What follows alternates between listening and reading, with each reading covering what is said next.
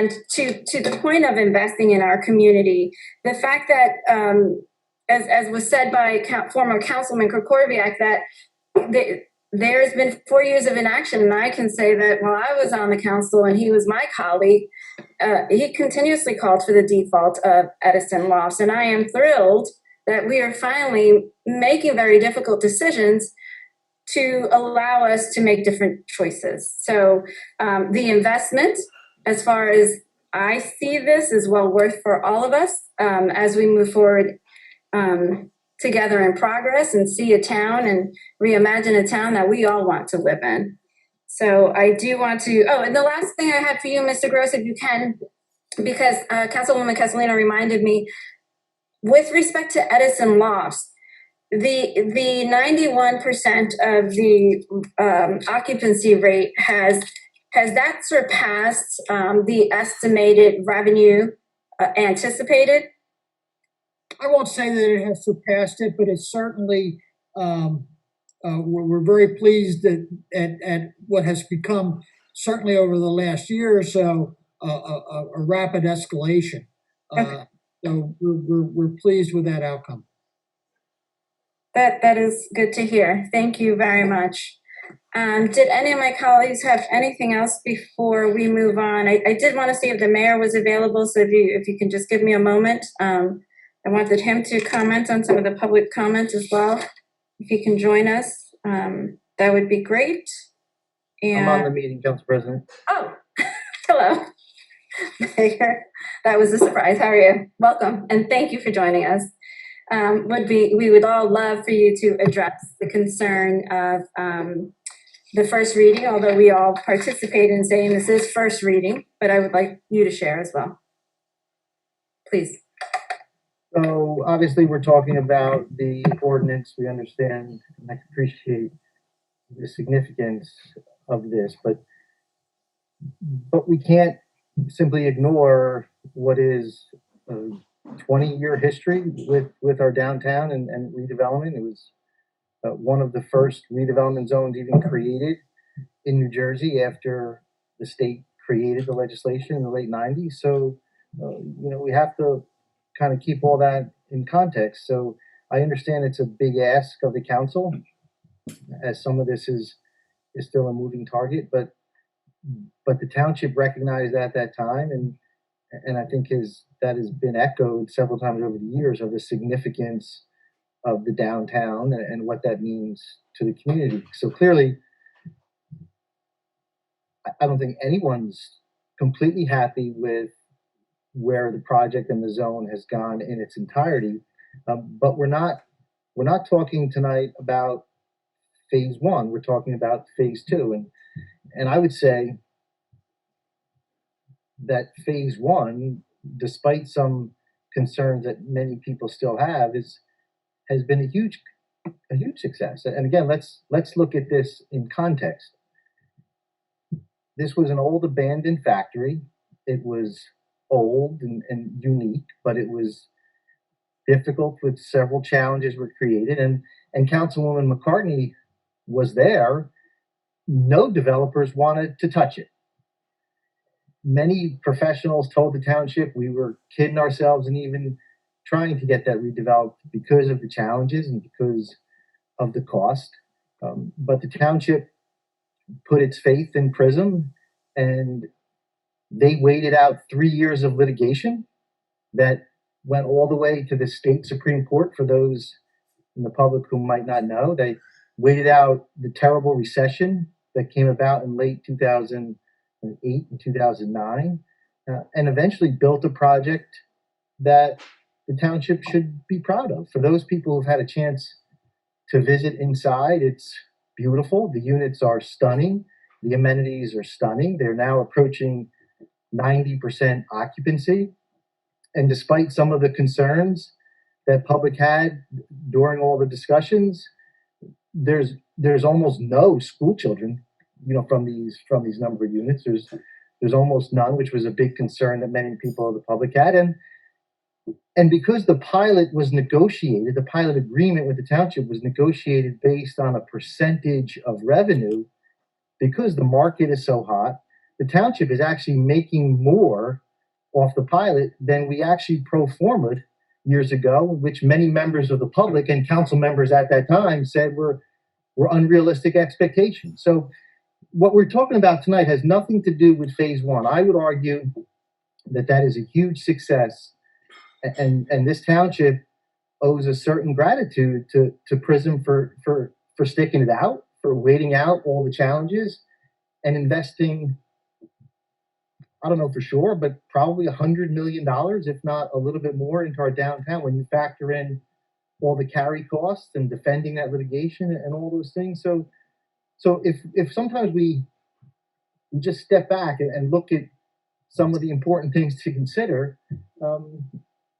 we had people come along, wait out 10 years, 15 years, and invested more than $100 million in our downtown and have left us with a beautiful product that is highly sought after, and people are paying in excess of $4,000 a month for the penthouses. So if you step back to the early 2000s, if you told people in this town that would happen, I think people would have been pleased. So though I recognize we all have a right to have high expectations, I think it's unfortunate that so many in the community still see phase one as anything less than the huge success it is.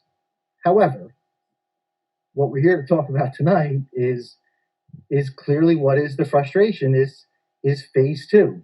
Now, the early redevelopment projects all focused on three separate phases. Phase one was the Battery building. Phase two was to be the Barton Press property combined with the DPW property and several other properties in the Ashland and Lakeside Avenue area. And they were broken down into kind of sub phases within phase two. And then phase three ultimately was the CVS project and some parcels on Babcock. So that was supposed to be done years ago. It was approved in the plan. It's still an approved, for those in the public who might not know because it's been so long. Phase two has an approved plan. There was an approved financial agreement. There was approvals, and yet despite that, we have not been able to get a project built in what is, I don't think you have to stretch to think that this is probably the hottest real estate market in all of our lives, and yet despite some approvals they have, despite final approvals they have on parcels on Babcock, it just hasn't been able to get going. So when you factor that in, when you factor in the frustration, the legal aspect of their failure to complete that, and just the overall vision for what is approved and what we all probably agree is in the best interest of the downtown, meaning that the nearly 200 additional residential units is probably not what we want. It was approved in good faith and years of public debate and open forums and 10, 15 years ago, but we probably all agree that that's maybe not what's in our best interest, and what kind of consistent with what the vision we all share for the downtown. So what we're asking the council tonight, and again, for those who watch and maybe don't always understand the process, this is first reading, so this is not binding. This simply gets us to the next phase of this discussion. But the administration believes, with thanks to Prism for phase one, we think it's time to move in a different direction on phase two. So we are having ongoing conversations with them, but we believe it's in the best interest to turn the page, to acquire the land from them. We've already canceled the redevelopment agreement, and it's time to move in a new direction. And we'll do that collectively as a governing body, and with all the input necessary from the public. But it's time to move in a new direction. So for all those residents, and we all get the frustration, but what I find difficult to understand is how, in one breath, we can talk about our frustration with the lack of progress, but then say we shouldn't do this, as if continuing to wait this out is all of a sudden going to change circumstances. It's not. It's time to take action and move in a new direction and figure out what's in the best interest for the community and what ultimately is going to be a good partner to the successful battery building in the rest of the downtown, and then to even move into phase 3, which was which was the back end of the project. So the council, with the council's approval, we are already underway in creating a new plan, and the council approved that resolution a couple of meetings ago to have our planner work on the creation and the formation of a new plan. So we've already taken steps to move in that direction. This is the next step, and over these next couple of months, we'll iron out a plan that's going to address this property and come up with a better vision that we see for the downtown. So the magnitude of this is not lost on me or the administration, but when you look at the overall context of this project, its history, its sheer size and magnitude, and what could be a significant impact in our community, it's important to take a big step. And by not taking this direction, nothing's going to happen. Prism, by ownership rights, has a right to move on this. They have a redevelopment plan, and we're moving, as I mentioned, to cancel that. But we think it's in the best interest to continue to negotiate with them without years of litigation, and to buy the property, all the property in this phase 2 zone that's owned by Prism. This isn't all the property. When we get to the next phase, we'll, with the council president's permission, do a more detailed presentation. This is not all the property in phase 2. There are other property owners that we're going to continue to negotiate with as well, in hopes of buying them out. So this would not be the only acquisition required to take over phase 2 and put it in a new plan, a new context, and a new direction. But this is the important piece, because Prism owns not only the largest pieces, but they own several, all tied in together within the phase 2 section of redevelopment. So I understand the importance of being deliberative, and the administration has worked a lot on this over the last several months. This has not just come about over the last week or two, and we're going to continue to talk with Prism and all the entities is tied in with our redeveloper to get this deal finalized, and to work with the other property owners, and to then collectively come up with what's best for this community in finishing the redevelopment that started many years ago, but to do so within a vision that's more consistent with what is current, both from all of our sakes in terms of local leadership, but more importantly, maybe as the driving factor, more consistent with what can economically be viable in an ever-changing market. Mr. Mayor, thank you very much for joining us this evening, and I will echo your sentiments, and I think that I can say for my council colleagues as well that the depth and breadth of taking this bold, someone said it was bold, it is bold. It's a bold move to make, and we are having those conversations very carefully, very diligently, and when we're able to share more out with the public, the mayor, we all know to have pretty great PowerPoint slides that he can put together to give us a very thorough presentation. So I do thank the mayor for his courage in leading this change. It's the change that I don't know who doesn't want to see it in downtown. We all want to see that change in downtown, and we have an opportunity to do that. And that's a big, bold step for this administration to have approached the council with.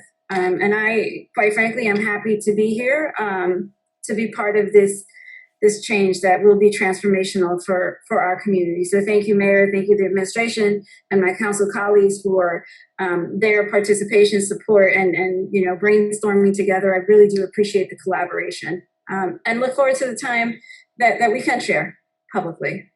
I do want to say to the members of the public that are raising their hands, public comment period is over. I encourage you to please email any questions or concerns that you have.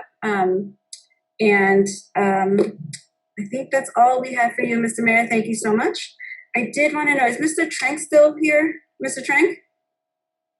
Mayor, the mayor reminded me when he said litigation, I would like a status update on Executive Drive. Where are we? Mr. Trank, are you here?